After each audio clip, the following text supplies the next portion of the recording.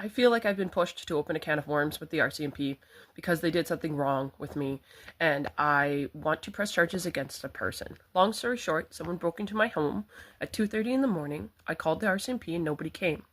I tried to press charges the next day. I went in multiple times trying to press charges, and after a while, I got a phone call at on a Saturday of a guy working at the RCMP was like, "We've dropped charges for you.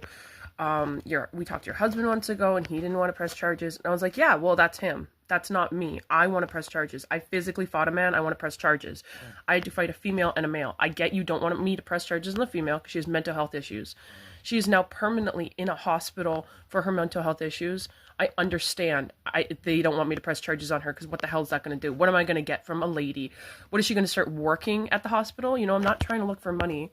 I'm just trying to look for safety. So I'm not going to press charges on her. She's already out of the picture.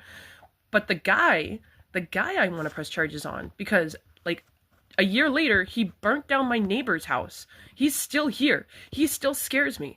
I still can't sleep properly, even with this medication that I take and a therapy that I've had for years and years. Cognitive therapy, DBT, CBT, I can't remember all the acronyms, but I've been through a lot and I understand that I do have rights.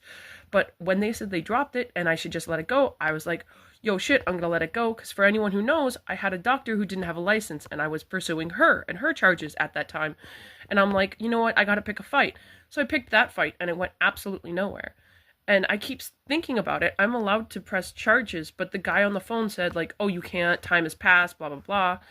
And I've talked to an RCMP officer this week who's like, that doesn't sound right. We can't even do that. That's not legally something they can do.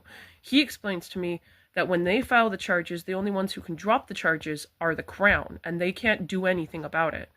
So I'm like, did he even ever file charges like I asked? And he's like, maybe not.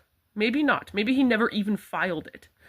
And I'm like, what the fuck do you mean they never even filed it, never even looked at it, never even bothered? I don't even matter? Me and my kids that I was trying to keep safe?